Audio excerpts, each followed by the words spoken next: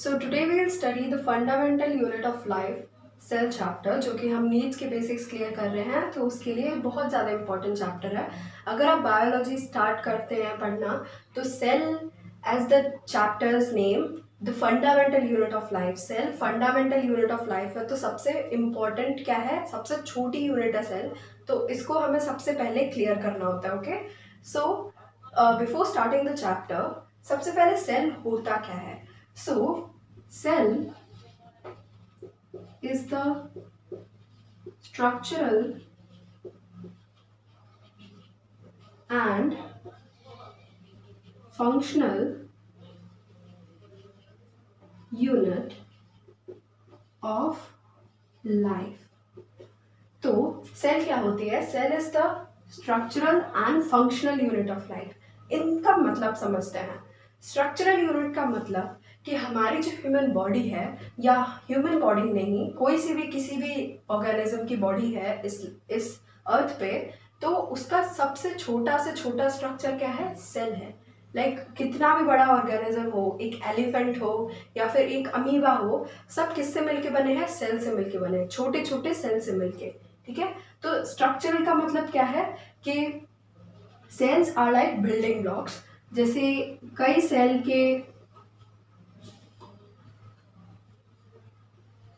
Cell से एक human body बनी हुई है। ठीक है, ह्यूमन बॉडी, किसी की भी बॉडी, कुछ ऑर्गेनिज्म यूनिसेल्युलर होते हैं, उनमें एक ही सेल से बने होते हैं। कुछ ऑर्गेनिज्म मल्टी सेल्युलर होते हैं, जिनमें बहुत सारी सेल होती हैं।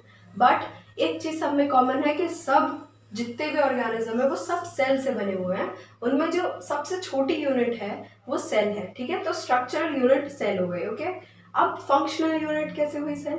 फंक्शनल यूनिट को समझते हैं कि हमारे जैसे, फॉर एग्जाम्पल हमारी बॉडी का एग्जाम्पल लेते हैं, तो हमारी बॉडी में जितने भी फंक्शंस होते हैं, रेस्पिरेशन, जितने भी लाइफ प्रोसेसेस में फंक्शंस होते हैं, ठीक है, ब्रीदिंग है, एक्सक्रीशन है, रेस्पिरेशन है, ट्रांसपोर्टेशन है, तो जितने भी फंक्शन होते हैं वो कौन कौन कैरी करता है? डिफरेंट ऑर्गन्स कैरी करते हैं हमारे बॉडी में। ठीक है, बट ऑर्गन से नीचे क्या आता है? टिश्यूज आते हैं, टिश्यूज कैरी करते हैं फंक्शंस। बट टिश्यू किससे मिलके बने होते हैं? सेल से मिलके बने होते हैं।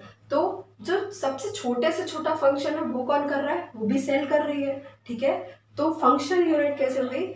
बॉडी में हमारे कितना भी छोटा से बड़ा फंक्शन हो, सब सेल्स करती है। ठीक है, सेल्स का ग्रुप बन के टिश्यू बनाते हैं, टिश्यू का ग्रुप बन के ऑर्गन बनता है। तो ऐसे फंक्शंस होते हैं। बट अगर फंक्शनल यूनिट देखी जाए तो सबसे छोटा से छोटा फंक्शन कौन करता है? सेल करती है। सेल के बिना बॉडी में कोई भी फंक्शन नहीं हो सकता। ठीक है, तो स्ट्रक्चरल यूनिट तो ऐसे हो गए, फंडा और फंक्शनल यूनिट ऐसे हो गए। ठीक है, तो इसका ये हमने डेफिनेशन का मतलब समझ लिया कि सेल क्या है? स्ट्रक्चरल और फंक्शनल यूनिट ऑफ लाइफ है। ओके, नाउ सेल से रिलेटेड हम कुछ टर्म्स अब डिस्कस कर लेते हैं। तो the first term is cytology. Now अगर किसी भी टर्म में लॉजी आता है तो लॉजी मीन्स स्टडी। ठीक है, किसकी स्टडी? वो उसके आगे लिखा होता है। यहाँ पे लिखा है साइटो, तो लॉजी का मतलब क्या होता है? स्टडी। साइटो का मतलब है cell. Cyto is related to cell. ठीक है, तो साइटोलॉजी का मतलब क्या हुआ? The study of forms and functions of cell and its organelles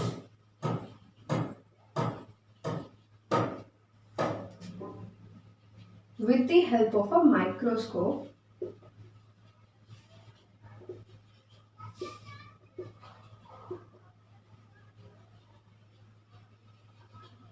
तो साइटोलॉजी क्या होती है? साइटो मतलब सेल, लॉजी मतलब स्टडी। तो साइटोलॉजी क्या हुई? Study of forms and functions of cell and its organelles with the help of a microscope. मतलब सेल के ऑर्गेनल्स, ऑर्गेनल्स मतलब सेल के जो अंदर पार्ट्स होते हैं उसके, उनको ऑर्गेनल्स बोला जाता है। ऑर्गेनल्स मतलब स्मॉल ऑर्गन्स। ओके, तो सेल के अंदर जो स्मॉल ऑर्गन्स होते हैं वो, और सेल की फॉर्म और उनके फंक्शंस को डिस्कस करने के लिए जो स्टडी होती है उसे कहते हैं साइटोलॉजी। और ये किसकी हेल्प से होती है? माइक्रोस्कोप की हेल्प से।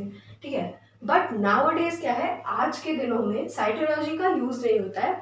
Cytology has been replaced by cell biology. Now cell biology क्या होती है ये देखते हैं आप।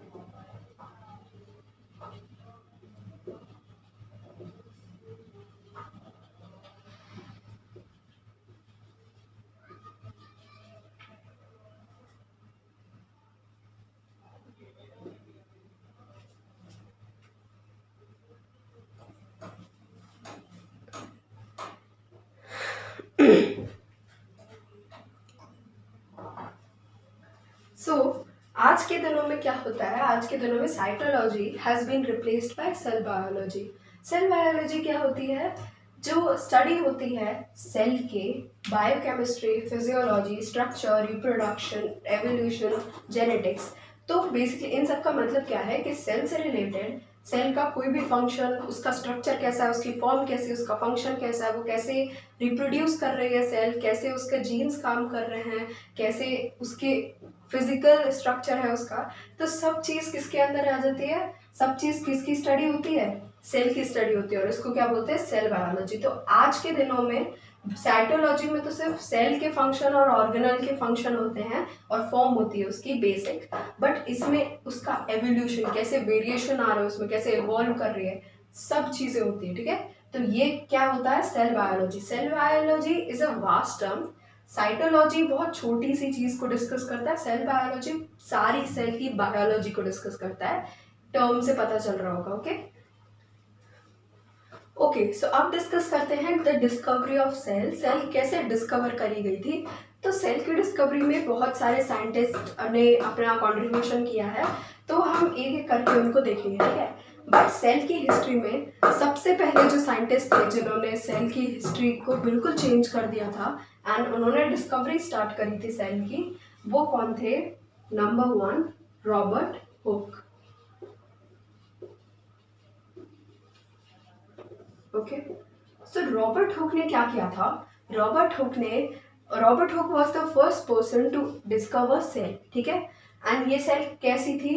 प्लांट, एक ट्री होता है। ठीक है, ट्री की जो बार्क होती है, बार्क मतलब ट्री की छाल, बाहर वाला पार्ट, उसका वुड का पार्ट। ठीक है, उसके बार्क का एक सब्सटेंस पाया जाता है उसमें, जिसको बोलते हैं कॉर्क। ठीक है, तो ट्री की बार्क में से उन्होंने कॉर्क निकाला, और कॉर्क को जब उन्होंने अपने खुद के बनाए हुए माइक्रोस्कोप में देखा, उन्होंने खुद का माइक्रोस्कोप बनाया था, उस टाइम पे ऐसे इलेक्ट्रॉन माइक्रोस्कोप वगैरह नहीं होते थे, तो he made his own microscope and उन्होंने उस कॉर्क को देखा एंड माइक्रोस्कोप में कॉर्क को देखने पे उन्हें क्या पता चला कि कॉर्क के अंदर ना ऐसे हनीकॉम्ब स्ट्रक्चर है। हनीकॉम्ब मतलब मधुमक्खी के छत्ते जैसे स्ट्रक्चर, ऐसे। ठीक है, तो ऐसे स्ट्रक्चर है उसमें हनीकॉम्ब जैसे, and he was surprise to see कि ये ऐसे छोटे छोटे स्ट्रक्चर्स ना उन्हें स्मॉल स्मॉल कंपार्टमेंट्स या फिर स्मॉल रूम्स जैसे दिख रहे थे। ठीक है, एंड ही वाज लाइक ये क्या चीज़ है? इसके लाइक वैसे हमें नॉर्मलाइज से तो ये सिर्फ ऐसे कॉर्क दिखती है, बट ऐसा तो हमें कभी नहीं देखने को मिला, इसके अंदर भी ये कुछ है। तो उन्हें ये बहुत शॉक किया। ठीक है, तो उसके बाद उन्होंने क्या किया कि ये जो ऐसे स्मॉल स्मॉल रूम्स थे, स्मॉल कंपार्टमेंट्स थे, ही कॉल्ड देम सेल। ठीक है, एंड सबसे पहले ये देखते हैं कि सेल का मतलब, लाइक उन्होंने सेल नहीं बोला था, उन्होंने क्या टर्म दिया था? Cellula. Cellula is a Latin word for cell. Latin word है सेल का, जिसका मतलब क्या होता है? Small room. ठीक है, तो सेल टर्म कहाँ से ओरिजिनेट हुआ है? सेल्यूला से, जो कि एक लैटिन वर्ड है जिसका मतलब होता है स्मॉल रूम। ठीक है, सेल्यूला सिंगुलर है, सेल्यूले प्लूरल है। ओके, तो इसका इंग्लिश वर्जन क्या है, सेल, ठीक है। तो ये जो स्मॉल रूम्स थे उन्होंने उनको सेल नाम दिया, एंड ये ऑब्वियसली प्लांट ट्री से लिया गया था, तो ये कौन सी सेल है, बाहर की डेड सेल है। Okay, so he was the first one to discover cell. Okay, so Robert Hooke ने क्या किया था इन 1665, ठीक है, okay,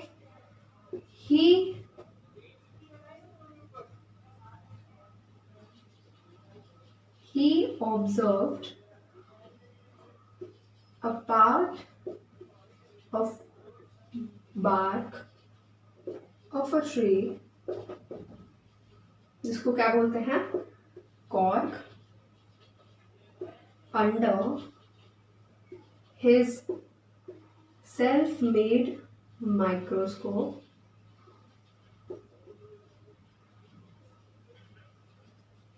okay, so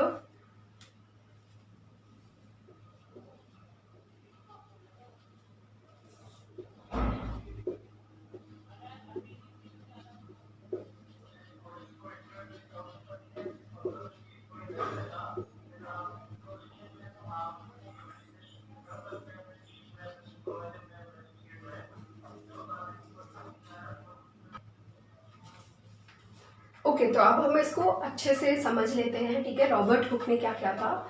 so in 1665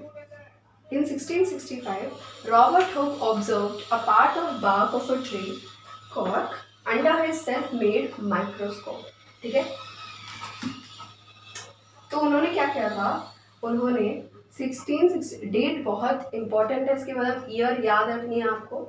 सो 1665 में उन्होंने ट्री का बार्क का एक जो सब्सटेंस पाया जाता है उसमें कॉर्क नाम का, उसको अपने सेल्फ मेड माइक्रोस्कोप के अंदर रख के देखा था, ऑब्जर्व किया था, and he was the first person to discover cell. या अगर आपसे कोई भी पूछे who discovered cell and when, तो क्या होगा answer, Robert Hooke discovered cell in 1665, and वो सेल कौन सी थी, डेड सेल थी। बट आपको ऐसे कोई जनरली भी पूछ ले कि सेल किसने डिस्कवर करी थी सबसे पहले, तो वो रॉबर्ट हुक ने करी थी, ठीक है। लिविंग सेल नहीं करी थी रॉबर्ट हुक ने, लिविंग सेल का हम इससे आगे देखेंगे, ठीक है, ये डेड सेल थी। Okay, so the word cell comes from the Latin word cellula. जो सेल वर्ड है वो कौन से वर्ड से ओरिजिनेट होता है, लैटिन वर्ड सेल्यूला से, जिसका प्लूरल सेल्यूले है, जिसका मतलब क्या होता है, स्मॉल रूम, ठीक है। ये इंपॉर्टेंट चीज है, ये याद रखनी है आपको। चलो अब आगे बढ़ते हैं, आगे देखते हैं कि दूसरी डिस्कवरी कौन से साइंटिस्ट ने करी थी।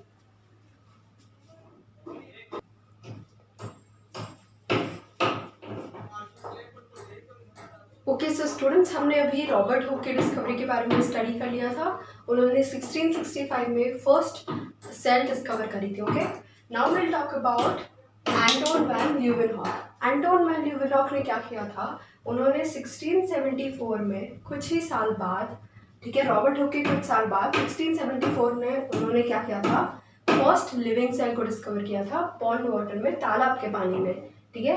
तो क्या डिस्कवर किया था, फर्स्ट लिविंग सेल, ठीक है, किसने, एंटोन वैन ल्यूवेनहॉक ने 1674 में, ठीक है। ये जो रेड से मैं हाईलाइट कर रहा हूँ उनको आपको याद ही रखना है, ठीक है, ये कुछ की पॉइंट्स होते हैं। 1674 याद रखना है एंटोन वैन ल्यूवेनहॉक का, और फर्स्ट लिविंग सेल उन्होंने डिस्कवर करी थी पॉन्ड वाटर में, ये याद रखना, ठीक है। नेक्स्ट है रॉबर्ट ब्राउन। रॉबर्ट ब्राउन को रॉबर्ट हुक से कंफ्यूज मत कर देना। रॉबर्ट ब्राउन ने क्या किया था, 1831 में न्यूक्लियस डिस्कवर किया था। न्यूक्लियस क्या होता है, सेंटर ऑफ द सेल, ठीक है। न्यूक्लियस के बारे में हम आगे पढ़ेंगे। Okay, nucleus is very important for the cell, and या 1831 में उन्होंने न्यूक्लियस डिस्कवर किया था, ठीक है। देन जेई पर्किंजर ने क्या किया था, ही used the term protoplasm. Protoplasm क्या होता है, प्रोटोप्लाज्म सेल के अंदर का जितना भी लिविंग मैटर होता है, living matter inside the cell is known as protoplasm, and उन्होंने 1839 में ये सबसे पहले टर्म यूज किया था, प्रोटो। ओके, सो नॉलन रस्का के बारे में अब पढ़ते हैं, ठीक है। तो नॉलन रस्का ने बहुत साल पे बाद में, ठीक है, 1932 में उन्होंने क्या डिस्कवर किया था, दे designed electron microscope.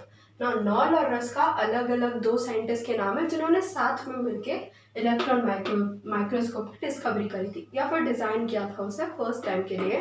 And electron microscope किस लिए यूज होता है? इलेक्ट्रॉन माइक्रोस्कोप सेल के अल्ट्रा स्ट्रक्चर को स्टडी करने के लिए यूज होता है। तो सेल का बेसिक जो स्ट्रक्चर है वो तो हम नॉर्मल माइक्रोस्कोप से कर सकते हैं, जिसको लाइट माइक्रोस्कोप या कंपाउंड माइक्रोस्कोप बोलते हैं, जो हमारे स्कूल्स वगैरह में होता है। एंड एक होता है इलेक्ट्रॉन माइक्रोस्कोप जो कि बहुत कम जगह अवेलेबल होता है, एंड इससे हम सेल का डीपली स्ट्रक्चर हम स्टडी कर सकते हैं। ओके, सो ये तो हो गया हमारा पूरा डिस्कवरी ऑफ सेल में इतनी डिस्कवरियाँ हुई थी, एंड ये सब आपको याद रखनी है, ठीक है।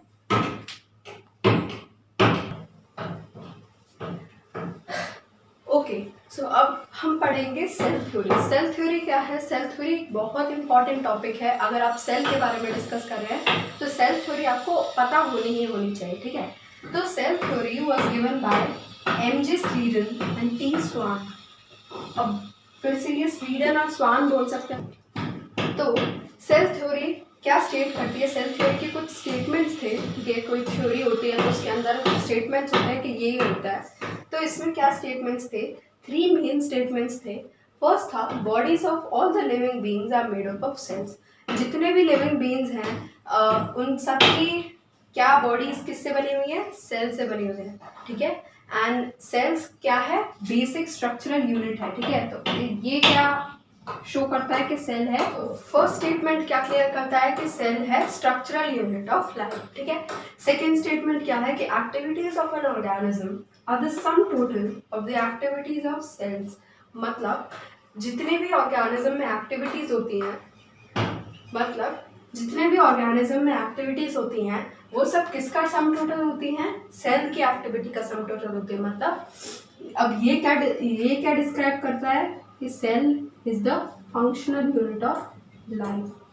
मतलब बॉडी में जितने भी फंक्शन होते हैं वो सब किसके टोटल होते हैं? छोटे छोटे सेल के फंक्शन के। सेल अराइजेस दे नोवो का मतलब होता है स्पॉन्टेनियसली, ठीक है। दे नोवो लैटिन वर्ड्स हैं जिसका मतलब क्या होता है? स्पॉन्टेनियसली। इसको याद रखना है क्योंकि क्वेश्चन में आ सकता है ये। तो ये स्टेटमेंट जो था, ये दोनों स्टेटमेंट्स तो उनके बिल्कुल सही थे कि सेल क्या है? स्ट्रक्चरल यूनिट ऑफ लाइफ है, एंड सेल है फंक्शनल यूनिट ऑफ लाइफ। यानी कि सेल जितने भी बॉडीज हैं लिविंग ऑर्गेनिजम्स की वो सब सेल से बनती हैं, एंड सेल की एक्टिविटी का सम टोटल क्या होता है? जो ऑर्गेनिज्म की एक्टिविटीज, ठीक है। तो ये सब तो सही था, बट जो थर्ड स्टेटमेंट था उनका वो थोड़ा सा क्वेश्चनेबल था। वो क्या था? सेल अराइजेस दे नोवो स्पॉन्टेनियसली। स्पॉन्टेनियसली का मतलब क्या होता है? अचानक से, एकदम से। मतलब अराइज का मतलब आ जाना, या फिर राइज हो जाना। मतलब उनका क्या कहना था कि सेल जो है वो एकदम से अचानक से फॉर्म हो जाती है। मतलब सेल किसी चीज से नहीं बनती है, सेल एकदम से, जैसे ये ब्लैंक स्पेस है उसमें सेल एकदम से इमर्ज हो गई, ठीक है। तो ये स्टेटमेंट जो था उनका क्वेश्चनेबल था। दे नोवो का मतलब याद रखना स्पॉन्टेनियसली। इसका लैटिन में भी ट्रांसलेशन आ सकता है, अगर क्वेश्चन में आए तो क्या बोलेंगे कि ये प्रिमिटिव सेल थ्योरी या फिर सिर्फ सेल थ्योरी में ये था, ठीक है। सेल अराइजेस दे नोवो, जो कि गलत था। सेल एकदम से कोई भी चीज एम्प्टी स्पेस में, कोई भी चीज एकदम से इमर्ज तो नहीं हो सकती ना, कहीं से भी लाइक टपक नहीं भर सकती ना एक चीज, तो कहीं ना कहीं से तो बनेगी। तो ये स्टेटमेंट जो था उनका रॉन्ग था, ठीक है। एंड इस रॉन्ग स्टेटमेंट को किसने चेंज किया था सेल थ्योरी में? रॉबर्ट वर्चो ने। चलो उनके बारे में देखते हैं क्या किया था। तो अब हम डिस्कस कर रहे हैं मॉडर्न सेल थ्योरी या फिर सेल डॉक्ट्राइन। तो सेल थ्योरी के जो पहले दो स्टेटमेंट्स थे कि सेल स्ट्रक्चरल यूनिट कैसे होती है और फंक्शनल यूनिट कैसे होती है, वो दोनों तो सही थे। बट जो तीसरा स्टेटमेंट था कि cell arises spontaneously, cell emerge हो जाती है कहीं से भी, टपक पड़ती है, वो स्टेटमेंट गलत था। एंड ये किसने दिया था? रॉबर्ट वर्चो ने इन 1855। रॉबर्ट वर्चो या आर वर्चो ने 1855 में ये सजेस्ट किया कि कोई भी सेल होती है वो प्री एग्जिस्टिंग सेल से बनती है। यानी कि एक सेल थी, उससे दूसरी सेल इमर्ज हुई, उससे दूसरी सेल इमर्ज हुई। ऐसा नहीं कि एक सेल है वो अचानक से बस टपक पड़ी कहीं से भी, ठीक है, वो नहीं हो सकता। ये सेल किसी ना किसी सेल से तो आई होगी। सेल का मतलब पहले से एग्जिस्ट करने वाली सेल से बनी थी, ठीक है। एंड इसका स्टेटमेंट क्या है, all living cells arise from pre existing cells. इसका लैटिन में ट्रांसलेशन क्या है, ओमनी सेल्यूला ई सेल्यूला। इसको ओमनिस नहीं ओमनी पढ़ते हैं, ठीक है, ओमनी सेल्यूला ई सेल्यूला। ये बहुत इंपॉर्टेंट है, याद रखना है, क्वेश्चंस बहुत बनते हैं इसके, ठीक है। ओमनी सेल्यूला ई सेल्यूला किसने दिया था, रॉबर्ट वर्चो ने। एंड लाइक कब दिया था, 1855 में। किस उसमें दिया था, मॉडर्न सेल थ्योरी का पार्ट है, ठीक है, उसमें दिया था।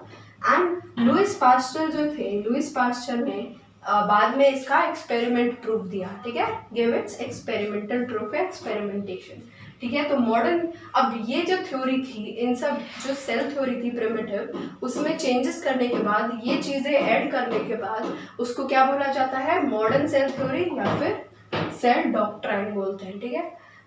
तो ये रॉबर्ट वर्चो ने दिया था एंड लुइस पास्चर ने इसका एक्सपेरिमेंटेशन दिया था, ठीक है। तो सेल अराइज डे नोवो से ये क्या हो गया। ओके सो स्टूडेंट्स, इसी के साथ हमारे आज के पार्ट 1 के सारे जो टॉपिक्स हम कंप्लीट हो गए। आज हमने क्या क्या डिस्कस किया, आज हमने सेल के बेसिक्स डिस्कस किए एंड सेल की डिस्कवरी कैसे हुई, सेल कौन से टर्म से बनी है, और लास्ट में सेल थ्योरी और मॉडर्न सेल थ्योरी हमने डिस्कस करी, ठीक है। आगे वाली पार्ट्स में हम और भी सेल के टॉपिक्स डिस्कस करेंगे डीपली। आज का जो पार्ट था वो इंट्रोडक्टरी पार्ट था, ठीक है। तो अभी हम जाने से पहले कुछ क्वेश्चंस कर लेते हैं जो हमने आज टॉपिक से रिलेटेड डिस्कस किए थे, ठीक है। फर्स्ट क्वेश्चन है, who discovered cell and when. Cell सबसे पहले किसने डिस्कवर करी थी और कब करी थी, ठीक है। तो सेल किसने डिस्कवर करी थी, Robert Hooke in 1665, okay. Second है, cell is the dash and dash unit of life. Cell कौन कौन सी यूनिट है, सेल है structural and functional unit of life, okay. Next question, cell comes from the Latin word. Cell कौन से Latin word से आता है या फिर ओरिजिनेट हुआ है, कौन से वर्ड से ओरिजिनेट हुआ है, सेल्यूला। सेल्यूला का मतलब क्या होता है, स्मॉल रूम, ठीक है।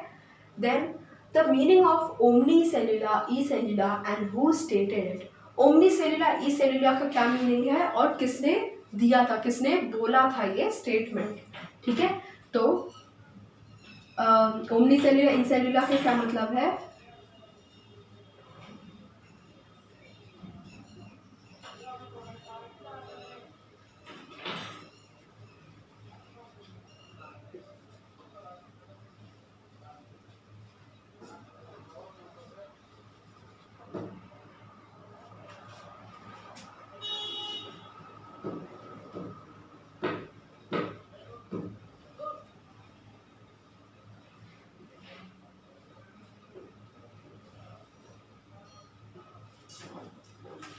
तो ओमनी सेल्यूला ई सेल्यूला का क्या मतलब है, सारे लिविंग सेल्स या सारे सेल्स कहाँ से आते हैं, कहाँ से अराइज होते हैं, प्री एग्जिस्टिंग सेल्स से, ठीक है। Omni cellula e cellula, and ये किसने स्टेट किया था, रॉबर्ट वर्चो ने, ओके। सो स्टूडेंट्स, इसी के साथ हमारे क्वेश्चंस भी डिस्कस हो चुके हैं आज से टॉपिक से रिलेटेड। आई होप आपको पूरा अच्छे से समझ में आया हो। सो स्टूडेंट्स, इसी के साथ हमारे आज के सारा पार्ट कंप्लीट होता है। I hope you like the video and if you did please subscribe to our channel and bye.